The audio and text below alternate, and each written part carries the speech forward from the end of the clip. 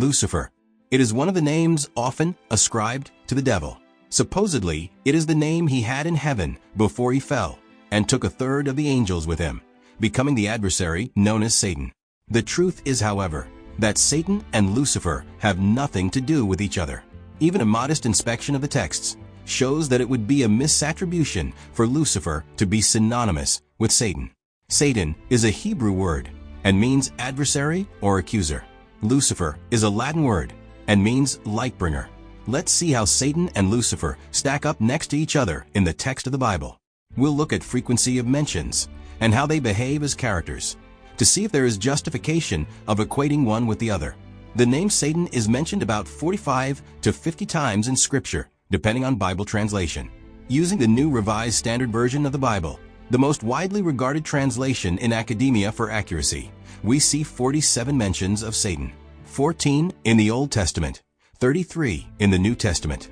This breaks down to once in the first book of Chronicles, 11 times in the book of Job, twice in Zechariah, 3 in Matthew's Gospel, 5 in Mark's Gospel, 5 in Luke's Gospel, once in John's Gospel, 2 in the book of Acts, once in Romans, twice in 1 Corinthians, 3 times in 2 Corinthians, once in 1 Thessalonians, once in 2 Thessalonians, twice in 1 Timothy, and finally, 8 times in the book of Revelation, as it pertains to Satan, both as a name and as the overall presentation of him in different scriptures. The 47 mentions of Satan follow the characterization of a proverbial devil, engaging the biblical characters as an adversary. Let's take a brief overview of some of Satan's appearances and activities. He influences King David to start an unnecessary war. He kills Job's family and destroys his plantation. In Zechariah, Satan is said to be an opposing force to Joshua. In the Gospels, Satan tempts Jesus in the desert. Satan is mentioned by Jesus to be involved or aligned with demons that need casting out. Satan is also said to have entered Judas, which caused him to betray Jesus. He is mentioned as the great red dragon of Revelation, a serpent and deceiver. So it would seem that Satan comfortably fits a character that embodies evil and could justifiably be called the devil and enemy of God and man. Compared to all these 47 mentions of Satan, how many times is Lucifer mentioned? 30? No. Or even 10? Nope. 5 perhaps? Again, no. Lucifer is mentioned once. Most newer Bibles actually do not mention Lucifer at all, but rather translate it to Lightbringer, Morning Star, Shining One, Shining Star, Day Star, or Star of the Morning, specifically as it relates to early morning or dawn. Most newer Bibles have removed the word Lucifer. The older Bible versions written over 400 years ago, like the Calvinist Geneva Bible, the Catholic Douay-Rheims Bible, and the Protestant King James Bible, are the versions with the verse translated in Isaiah chapter 14 verse 12 as a named entity called Lucifer. Isaiah supposedly speaks in a type of metaphor with using the king of Babylon to point to a seemingly fallen spiritual entity. We will look at the whole passage in context a little later in the video and break that down as well. But first we will look at the exact verse containing Lucifer and the way it was translated, as well as how the words of underlined texts were used in other places in the Bible. The King James Version, Book of Isaiah says, "How art thou fallen from heaven, O Lucifer, son of the morning?" The Catholic Douay-Rheims Version says similar, "How art thou fallen from heaven, O Lucifer, who didst rise in the morning." Next we have a modern English translation that decided to keep the word Lucifer. The modern English version says, "How you are fallen from heaven, O Lucifer, son of the morning." This modern translation, however, has few friends. Out of 200 new and contemporary English translations, only a small handful still translate Isaiah 14 verse 12 as Lucifer. These again are in a small minority. However, when it comes to the majority of modern Bibles, they now read more like this, as we see here from the New Revised Standard Version, "How you are fallen from heaven, O day star, son of dawn." Or the New American Standard Bible, "How you have fallen from heaven, you star of the morning, son of the dawn." And the exceedingly popular New International Version, "How you have fallen from heaven, morning star, son of the dawn." The switch to the use of morning star, shining star, day star, or star of the morning is most surely an acknowledgement to Jesus' own mention of himself being the morning star in the book of Revelation. This first occurs chapter 2:28, where he says he will give the morning star to he who overcomes or conquers. To the one that conquers, I will also give him the morning star. And then in the last chapter of Revelation, In verse 22:16, Jesus says that he himself is the morning star. It is I, Jesus, who sent my angel to you with this testimony for the churches. I am the root and the offspring of David, the bright and morning star. This communicates he will give the overcomer himself, or something of himself. That something is easily seen to be his own name, along with it his full power, as it relates to Revelation chapter 2 verse 17. Here, Jesus says the overcomer will receive a new name on a white stone. The name specifically should be also easily understood as the logos or word. As Revelation 19 verse 13 says, he was clothed in a robe dipped in blood, and his name is called the Word of God. The word translated for word is the Greek word logos, which is understood to be the very creative power of God, as stated in the Gospel of John, chapter 1. In the beginning was the Word, and the Word was with God, and the Word was God. He was in the beginning with God. All things came into being through him, and without him not one thing came into being. What has come into being? Thus the believer, the overcomer, receiving the name of God, is himself the living Word, the very power of God. In magical traditions, it is well understood that the individual should identify with the Word. It is even a fact that the magical word abracadabra, for instance, is an Aramaic Hebrew word, which means, I create as I speak. And while the Greek word logos communicates creation, a Hebrew word and name of God also comes into play. This name is Sabaoth, which means Lord of hosts or armies. Jeremiah 15 verse 16 says, Your words are discovered, and I did eat them, and they were joy and gladness to me. For I am called by your name, Lord of armies, or Sabaoth. The name Sabaoth contains in it the root Saba, meaning born in the morning. When we look at the Hebrew underlying text of the Isaiah 14 mention of Lucifer, or morning star, we see the phrase Hallel ben Shahar, meaning morning star, child of the early morning, or son, or child of the dawn. This son, or male child, is the astrological symbology of Mars, who in the morning shines, preceding the sun, along with Venus. In most comparative theologies, gods who were modeled as representing Mars were gods of war, or a god commanding armies. It should be noted here too, that the entire Bhagavad Gita took place overlooking a war. The whole book is a conversation of Krishna with his disciple Arjuna. Krishna's indifference to human death and the necessity of war are significant. Much of the Mahabharata, another prominent Hindu text featuring Krishna, also had its paramount feature, being war. This solidifies Krishna as a war god, much like certain books of the Bible, due to Yahweh Sabaoth, the God of Israel. It's of no surprise that the book of the wars of Yahweh are mentioned in the very war-laden book of Joshua. It should be noted, the name Joshua, Yeshua, Yehoshua, and Jesus are all transliterations of the same name. So therefore, between the Greek word logos, God's creation, and Sabaoth, Lord of armies, the overcomer indeed has all the powers of creation and destruction. The word or creative power of God is always symbolized as being born out of the morning, which is why the symbolism of hemorrhaging or hemorrhoidal Sophia, or Venus, which also rises before the sun with Mars, is seen in Greek themes and earlier Jewish themes as well. The bleeding woman on her knees, symbolizing the red dawn. The bleeding woman also appears in Judges 19, when a man's concubine is sodomized to death by a mob of gay rapists, who begrudgingly substituted her for the man they originally intended to sodomize. After she dies, her owner tells her to get up. Then, after he realizes she is dead, he cuts her up into 12 pieces and sends her out to all the tribes of Israel with a message to unite Israel in a war effort against these wicked people. This is symbolic of the zodiac sign of Aries, the dawn of the year, the beginning of the year, and the sun dividing the year into the 12 zodiac signs. This thematic literary trope is echoed by Jesus and the bleeding woman who touches his garment. She has been bleeding for 12 years, symbolizing the 12 zodiac signs. In the same story, a young girl died. She was 12 years old, which was to symbolize the 12 zodiac signs. Jesus then tells her, "Little girl, get up," just as the man told his dead bleeding concubine to get up in Judges 19. In the Gnostic creation of the world, contained in the Nag Hammadi scriptures, Zoe, or otherwise Eve, Sophia's daughter, is raped and ejaculated on by the rapacious archons. We can easily see how these stories parody each other. We also see the same literary trope in Ezekiel 16 verse 6, "I passed by you, and saw you flailing about in your blood. As you lay in your blood, I said to you, live." The symbology in this verse has also to do with a woman most likely raped laying in her blood. and then the word live is spoken. Remember, the name Eve and Zoe mean life or living. It is by the spoken word of the male part or otherwise the ejaculation, both verbally and genitally. And yet thirdly mentally that creates manifestation. On the mental level, it's conscious word or thought impregnating the female subconscious womb to create ordered life. The subconscious by itself is scattered Israel, flailing in its own blood, creating nothing or creating chaos. Likewise, the male is just as powerless without the female. He, however, cannot even destroy himself, as the creative power resides in the female.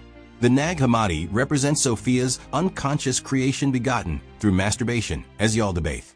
He is likened to an aborted fetus. Unconscious creation is the root of all evil, and itself begets other things that should not exist. Only the bridegroom, the symbolic married mind, can create desired outcomes consistently. The male and female elements must be joined. We can also see how not understanding the magical and astrological meanings of these repeated literary devices causes confusion among people. When we understand the astrological symbols, the metaphysical principles, and comparative texts from other traditions, the meanings fall right into place. Krishna, for instance, is often depicted as split down the middle, as both male and female. Again, with savior gods like Krishna, he is symbolized as being born out of the dawn in the symbology of the stories. For instance, Krishna's virgin mother Devaki also carries the epithet of Aditi, which is a Hindu name meaning dawn. Hence, Krishna is the son of the dawn also. The prophetic book of Zechariah, often cited for its prophecies about Jesus, we have a vision about another man named Jesus, the son of Jehozdek. We see in chapters 3 and 6, he is referred to with phraseology referencing the dawn. For a more clear reading of these texts, the Catholic Public Domain version renders them most accurately. Zechariah 3 verse 8 says, "Behold, I will lead my servant to the east." East, of course, where the sun rises. And this is reiterated ever more significantly in chapter 6, stating that this Joshua has his name as being the very dawn itself. Chapter 6 verse 12 says, "Behold a man, the rising is his name." The significance of dawn and Mars has meanings beyond simply the day, which extend into the zodiacal year that has its dawn or start in the fire sign of Aries, ruled by Mars. In magical traditions, astrology is combined with the power of the spoken word. They are used in ritual both daily and yearly as it relates to the dawn. The magician knows the power of his own creational ability, but also understands the great advantage of manifesting with greater power and speed when moving with the powers. These powers are the planets, or the seven spirits of God in the book of Revelation. As they move and shift, they move creational energies and dictate the goings-on of the zodiac signs according to their natures. The seven churches and the seven golden candlesticks mentioned along with the seven spirits of God are your seven energy centers or chakras. We see why Jesus appears with the seven stars in his right hand. Revelation 1 verse 16, "In his right hand he held seven stars, and from his mouth came a sharp two-edged sword, and his face was like the sun shining with full force." This verse also showing the sword coming from the mouth of Jesus, and his face shining like the sun. The sword is Mars, the mouth is the word, and the face is the sun. This all represents the power of the spoken word at dawn. By moving and speaking with the movement of a rising of the sun, its increasing momentum carries your intentions for you into manifestation. The individual is amplifying their ability to manifest by moving with the other forces, the first force being dawn, the daily rising power. After this is adhered to for some time, then the 7 planets and 12 zodiac signs can be implemented into spiritual work. But nothing happens without the dawn. The wise Magus is always keen to take care to be peaceful and mindful in the morning, never distressed. For that energy is how you will spend your day. He prays in the morning, sets intentions in the morning, avoids contention in the morning. The same follows for the wise magician's treatment of Aries, the dawn of the year. It should be planned and structured and prepared for, to achieve maximum success for the year, and thus your life. These 3 basic principles of magic, of how you spend your day and year in regards to your use of spoken word, are the most important spiritual teachings one can understand. Word, dawn, Aries, your speech especially as the sun rises, your speech from the end of March to the end of April. Rule these 3. and you will rule your world with a rod of iron. Hence you, the individual, are born out of your morning. You are Sabaoth, you are Lucifer, and you should be self-willed attempting to ascend to the throne of God, because you are in fact God. Seeking God early is a theme echoed throughout the Bible. In respects to magic or mystery traditions, we also look to the hidden and revealed name. The Nag Hammadi says, Jesus is the revealed name. Christ is a hidden name. But that Jesus in and of itself is a hidden and revealed name. Jesus means Yahweh is salvation and only appears in Hebrew, making it a hidden and revealed name. Lucifer is also a hidden and revealed name. While Lucifer may appear as a Latin word in Isaiah 14 verse 12, it secretly appears in 2 Peter 1 verse 19 in the Latin Vulgate, but translated as morning star or day star.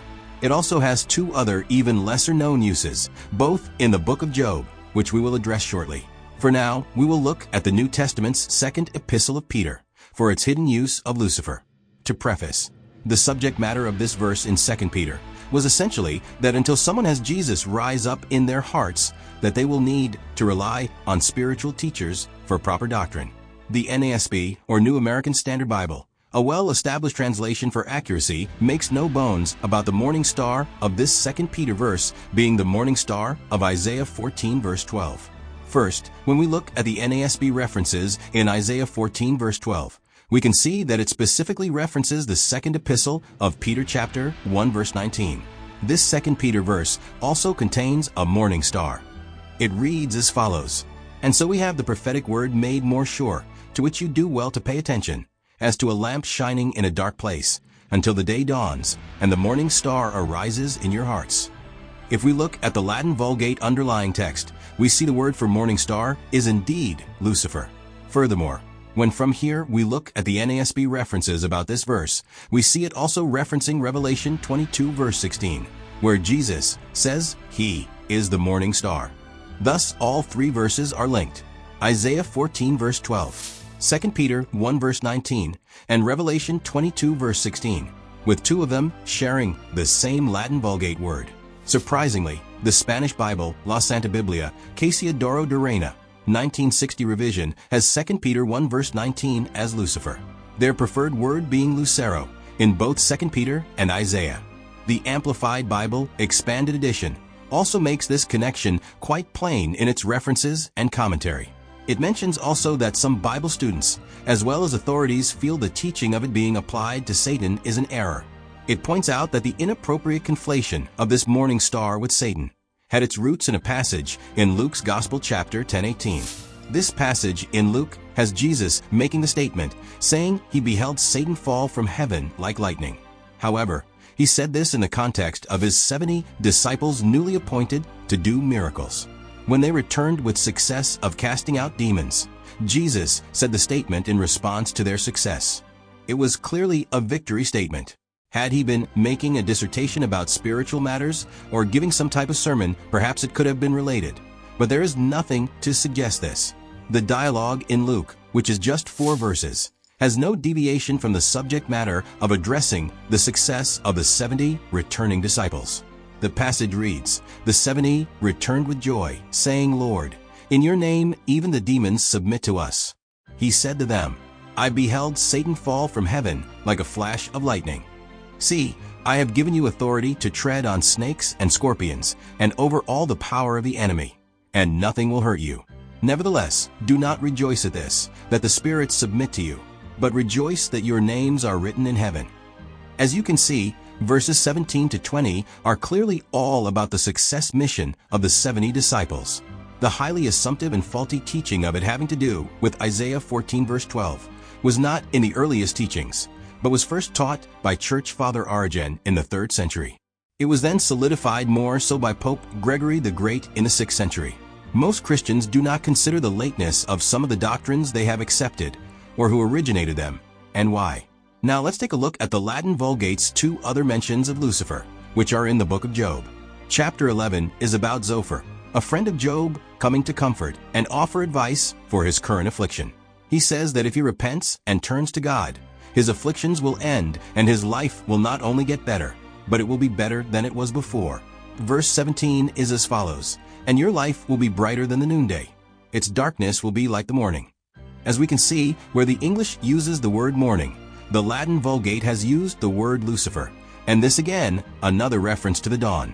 Next, in chapter 38, God is rebuking Job speaking from within a whirlwind. He asks Job if he can lead forth the constellations of the zodiac. Verse 32 goes like this: "Can you lead forth the Mazzaroth in their season, or can you guide the bear with its children?" The Hebrew transliteration of Mazzaroth is generally understood to mean the zodiac. The Latin Vulgate, however, has Lucifer in the place of Mazzaroth. If we understand Aries as the beginning or dawn of the zodiac, then we can understand what is being communicated in the phrase, lead forth the zodiac, since Mars and Aries lead forth the zodiac. However, a deeper meaning of the entire zodiac, being the Lucifer or bright and morning star, does make sense within the other phrases of Jesus. In the book of Revelation, he says he is the first and the last, that he is the root and the offspring of David and the bright and morning star. So essentially, he is the whole zodiac, the beginning, the middle, and the end. And of course Krishna, one of our other sons of the dawn, also makes the claims of being the first and last of everything. In the Hindu Bhagavad Gita, written at least 300 years before the book of Revelation, Krishna, the Hindu savior, says in chapter 10 verse 20 to his disciple, "I am the beginning, the middle, and the end of all beings," which is even more similar to this statement of Jesus in Revelation, where Jesus says that I am he who is, and was, and who is to come, the Almighty. Krishna also makes the statement, I am the original seed. I contain all things inside myself, which again would be true of the zodiac. During Krishna's transfiguration, he appeared as the shining sun, but also as the entire cosmos containing moon and stars in the great vision to his disciple. Dawn is the main symbolic representation for spiritual ascension. In the Genesis story of Jacob, it says, Jacob was left alone, and a man wrestled with him until daybreak, or dawn. We can see how Jacob became Yahweh Sabaoth when he had the epiphany of seeing two angelic armies. Psalm 19 says the heavens declare the glory of God, and the firmament declares his handiwork. In the heavens he has set a tabernacle for the sun, which comes out like a bridegroom from his wedding canopy. The bridegroom is solar symbology for the rising sun. This is why Jesus is the bridegroom. At dawn, Mars and Venus both shine. The prophet Malachi says, But for you who revere my name, the Sun of Righteousness shall rise, with healing in its wings. The Sun of Righteousness being the S-U-N Son. In Luke chapter 1 verse 78, John the Baptist's father speaks about the coming of Jesus as the dawn. By the tender mercy of our God, the dawn from on high will break upon us, to give light to this who sit in darkness and in the shadow of death, to guide our feet into the way of peace. It should be noted the similarity to the verse in Psalm 119 verse 105. Your word is a lamp to my feet and a light to my path. And indeed this verse is included, as we can see in the references pertaining to 2 Peter 1 verse 19. It should also be noted that a double parallel seems to exist with John the Baptist's father announcing Jesus as the dawn. John the Baptist's father's name is Zechariah. The book of Zechariah, as we have shown, also announces the other Jesus as the dawn. Again, we see this type of use of repeated themes and names within literary tropes in mythological and theological literature. Another interesting verse in the book of Sirach, whose name was Jesus were the author, toward the end of the book, describes King Josiah much in a way the book of Isaiah and Revelation describe Jesus, using both the phraseology of morning star as well as coming in the clouds. Sirach says how glorious he was surrounded by the people, as he came out of the house of the curtain, like the morning star among the clouds, like the full moon at the festal season, like the sun shining on the temple of the Most High, like the rainbow gleaming in splendid clouds. Compare this with Revelation 1 verse 7. Look, he is coming with the clouds. Every eye will see him, even those who pierced him. And on his account the tribes of the earth will wail. So it is to be, amen. Isaiah 19 verse 1. A pronouncement concerning Egypt. Behold, the Lord is riding on a swift cloud and comes to Egypt. And in 2 Samuel 23 verse 3, David said, He who rules over the people is like the light of morning, like the sun rising on a cloudless morning, gleaming from the rain on the grassy land. The symbolic representation of God's power represented by dawn seems to be as inescapable as trying to outrun the sun. Saint Jerome, the translator of the Latin Vulgate, seems to have the 4 uses of the word Lucifer, positioned with intention to tag the dawn, Aries, and the zodiac as the most important spiritual principles. But it would seem there are even a few breadcrumbs left in some other places if there is any doubt lingering about Jesus being Lucifer. The numerological database, gomatrix.com, shows that the numerological value of Jesus is 444. Interestingly, the numerological value of Lucifer is also 444. Oddly, the Bank Heart Etymological Dictionary has the word Lucifer, which is slightly strange being that it is a Latin word and not used in popular culture in everyday English language. What's stranger is that it is on page 444. Is this all a coincidence? Stay tuned for part 2 of this video. See you next time.